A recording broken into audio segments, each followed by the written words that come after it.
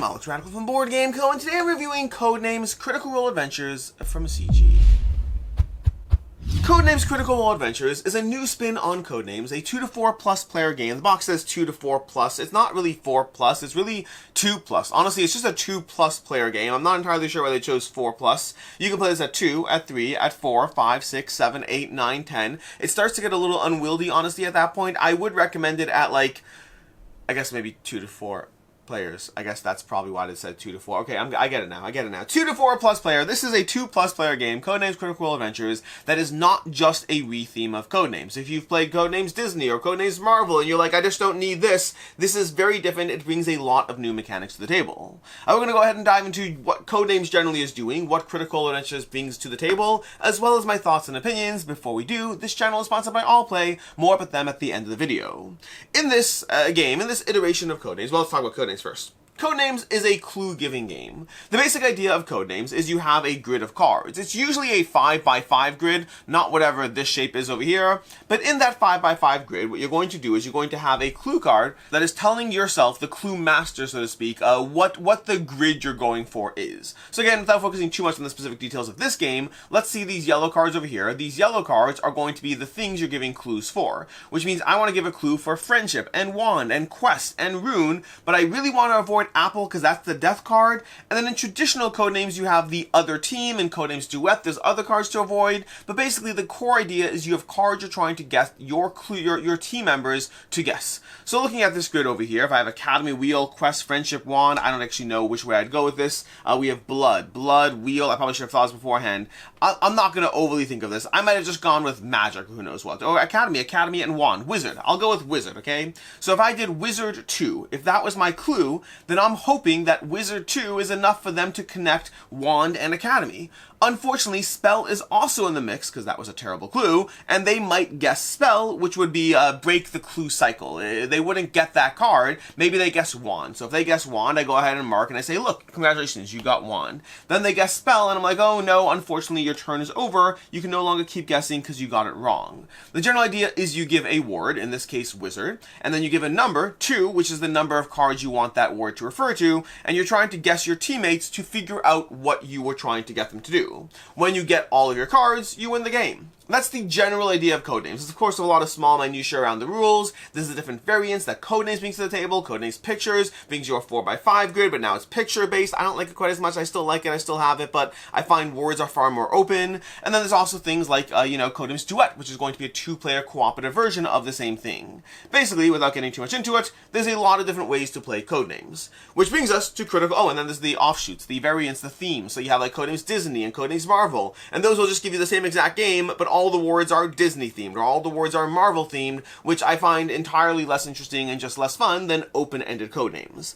Which is why, when Codenames Critical Role Adventures was announced, at first I was like, I guess this is more accessible than Disney or whatnot. Like, it's basically just a bunch of geek things. Like, I never watched Critical Role. I have no idea I know the general people behind it, I guess, but like, I've never watched a single episode. I don't think I've seen more than 2 minutes of it in my entire life, so I don't care about that. But it's still like just dungeon stuff and geek stuff, which I am a fan of, so that's nice, but I still don't care for themed sets of Codenames cards. I find it's just less interesting than just playing open-ended Codenames. But then I found out that Critical Adventures is bringing a bunch of different things to your Codenames experience, and we're going to go ahead and, I guess, walk you through those.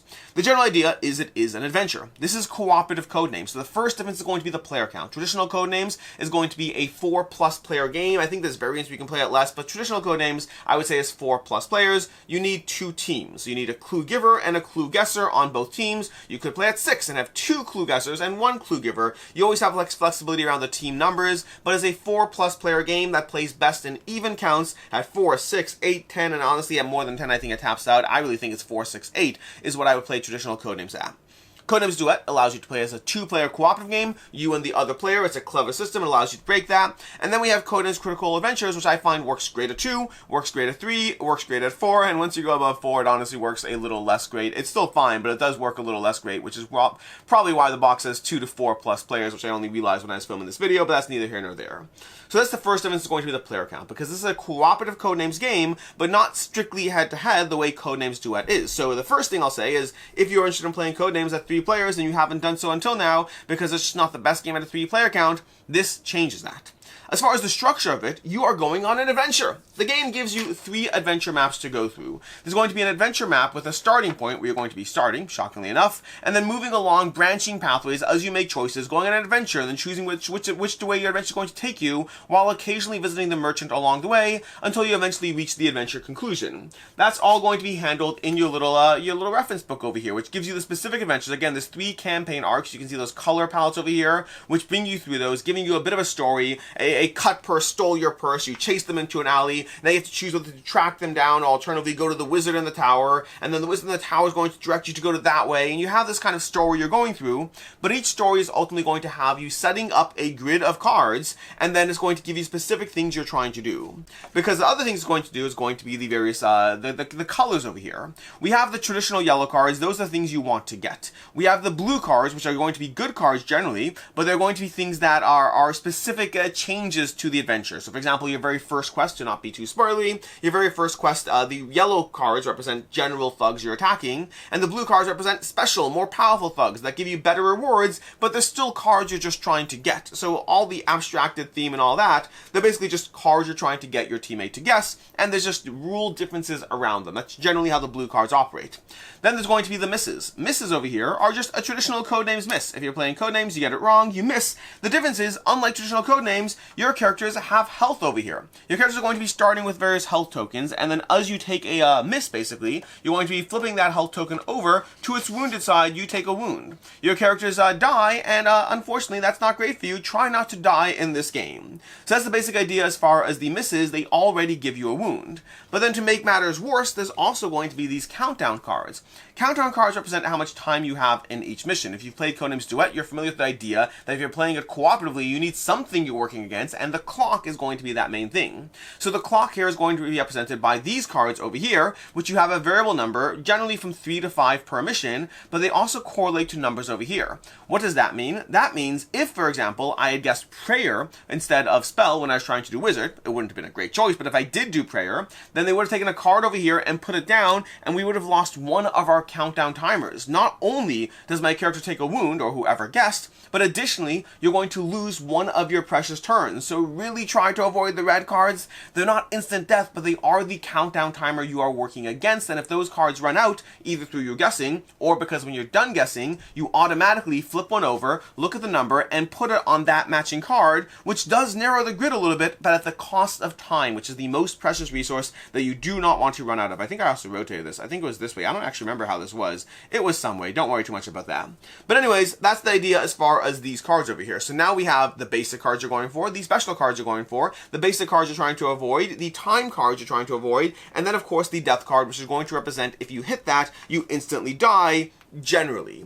Which the other thing Codenames Adventures brings to the table is going to be different rules, changes, and structures as far as kind of these scenarios you're going for. There's a lot of things going on as far as the, again, there's all these 3 campaigns. Each campaign has multiple branching pathways. I didn't do a full count of the mission, but it's probably something like, I don't know, 9, 10 missions, 30, there's like 30 or so missions that you can play through. Each has rule differences, and there's going to be interesting times. There's going to be times where you want to get the death card, but possibly at a specific point in the adventure. So like, the rules change. The rules are different than traditional Codenames. The goal is not get all yellow cards. The goal is do whatever the mission briefing says, which might be get 4 yellow cards, then get the 2 blue cards, then get the death card. It can be any number of combinations of things you're trying to do before you eventually tap out and then either stop guessing, run out of time, or die. The other thing the game brings is going to be characters. You have these character sheets. You're always going to have 3 characters per game, which means if you're playing head-to-head, if you're playing a 2-player game, then you have 1 person controlling the 3 characters, 1 person giving clues. A 4-player game, each person controls a character, another person gives clues. A 3-player game, it works well, trust me. You're going to have 2 people controlling the 3 characters together, but don't worry, this isn't a game where you kind of have your own character you control, you march around a dungeon. It's not like that. The way it works is when you're making a guess, you choose a character and you say, I think this character will be the best one to make a guess. And then they go on the board, they make a guess. If you got it right, you keep going, you pick another character to make a guess. They make another character making a guess. Once you have all 3 characters on the board, then they can keep jumping around. You're not limited to 3 guesses, but you are limited to, you have to place your character characters out sequentially, not in the specific order, but you have to place them out one at a time, and you can't reuse a character until you've placed the other one out.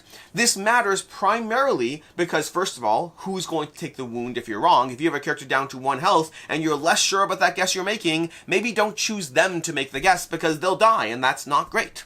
So that's the first reason it matters. The second reason is going to be the abilities. Characters have all kinds of abilities. They have basic abilities they start with as you gain experience, which is every time you get something right, as well as the mission objectives, rewards, and all that. You're going to be ticking up this chart, gaining more health, and also gaining various abilities. So over here we have Exandria, who's going to gain tracking and then long shot. Tracking is very cool. Tracking allows her to go ahead and kind of figure out where the death card is. Not necessarily the exact location, but is it around her? Is in any of the spaces around her? That's very, very helpful information to know if the death card is in a particular grid of cards, and you can slowly narrow that down through continuing to use Vexalia over here.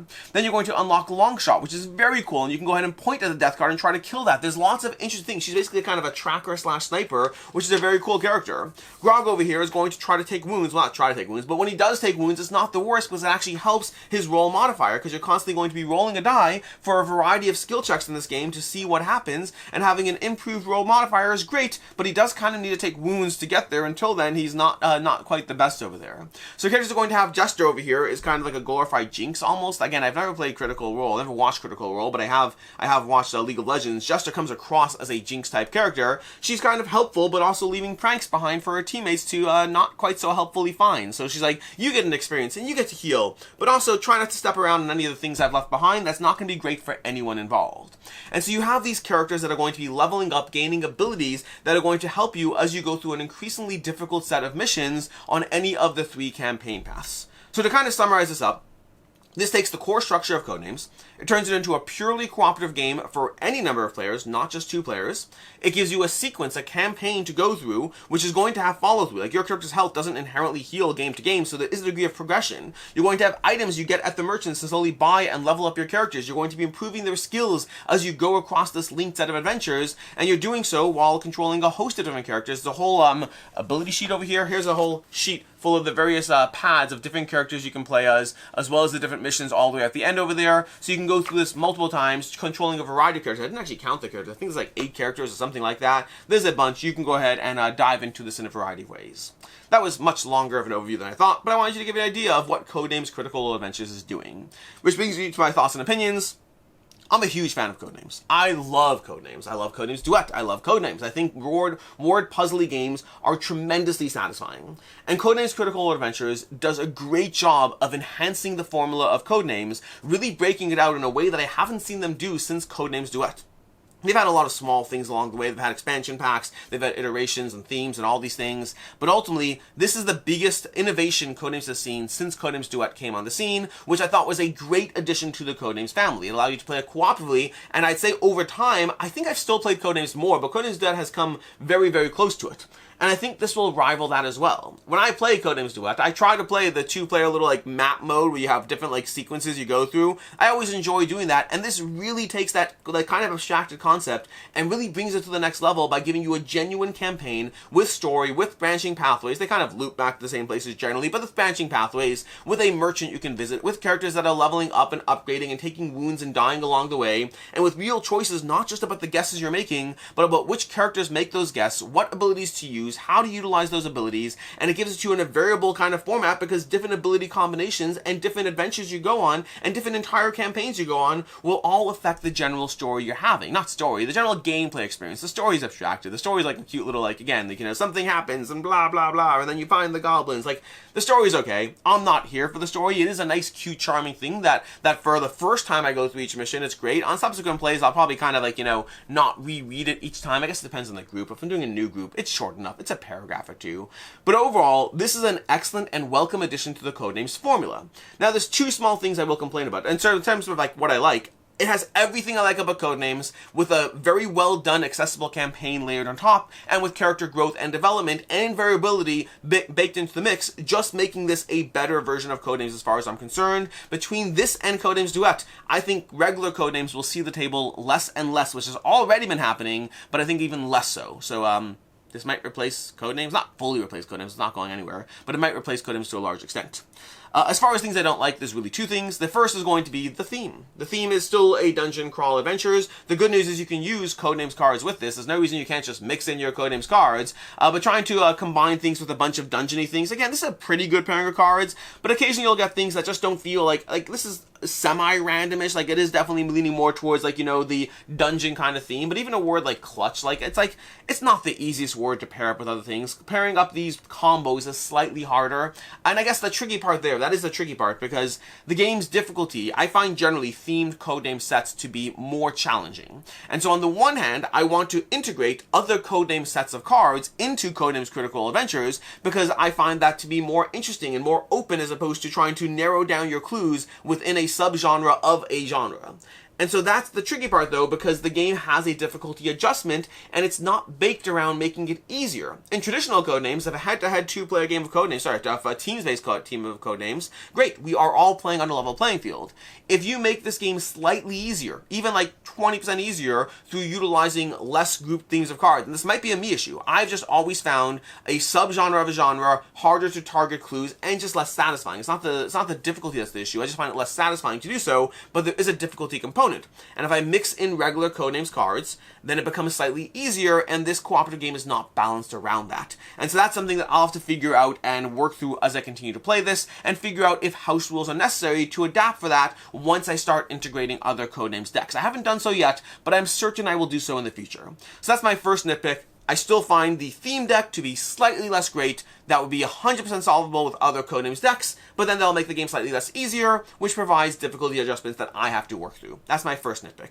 The other is just as far as campaign log tracking, some things are more easily trackable than others. Like, you can go ahead and make marks as far as how much health you have, but as far as things like how many wounds do you currently have as you go mission to mission, a picture or jotting down notes is kind of the main thing you'll need to do. I think it would have been overkill for this game, but I almost wish they had like dual layered storage boards for the characters. That would have been amazing and great, and I would have loved that. But small nitpick. It's not the biggest deal to track where you are as you go through mission to mission, because most people I don't think are going to sit through a full campaign in one shot. It's not super long. Like, you could play it maybe half an hour per game going through the arc. It might be like a few hours, but most people I find, at least for myself, I shouldn't say most people, I think most people, and for myself, I'm generally not playing Codenames in like 3 to 4 hour bouts of time at once, and so you do need that ability to track things, and I don't think it's the best trackability. It's fine, not just not the best. You'll need a bag, whatever. You'll need notes. You'll need notes and pictures, generally speaking, I find.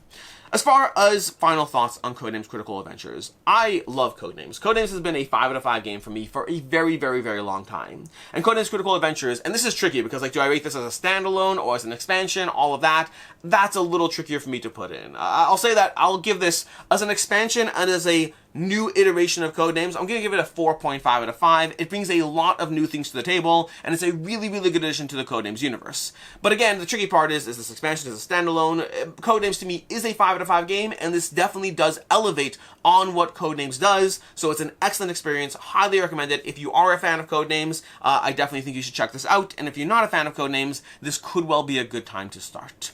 As far as other game recommendations, definitely check out Codenames Duet or regular Codenames if you're looking for different variations of the same experience. And also check out So Clover, a game that has, to me, to a large extent, replaced Codenames as my go-to, hey, we need a small, short filler party game to end the night or sometimes start the night. I think So Clover has taken over Codenames for me, like, for now. It's been a while by now, but So Clover is phenomenal. So is Codenames, but definitely check out So Clover. And I mentioned that Allplay is a channel sponsor. If you go to allplay.com, you can find a variety of games, both from them as well as their partner publishers. If you're in the US, it's $4 flat rate shipping for anything. And I highly recommend checking out Alibis. Alibis is a great game that, again, leans in that same thing. I think between Codenames, So Clover, and Alibis, I have all my clever word association games truly covered. Those are some of the best 3. Those are probably the best 3 I have in my collection, unless you start getting to deduction. Then, like, there's a whole other mix when you start doing, like, you know, intercepting to crypto, whatever. There's a whole genre of these games out there. In any case, and until next time, I'm Alex Radcliffe from Board Game Co. Hope you found this review helpful, and as always, I hope you have a good one.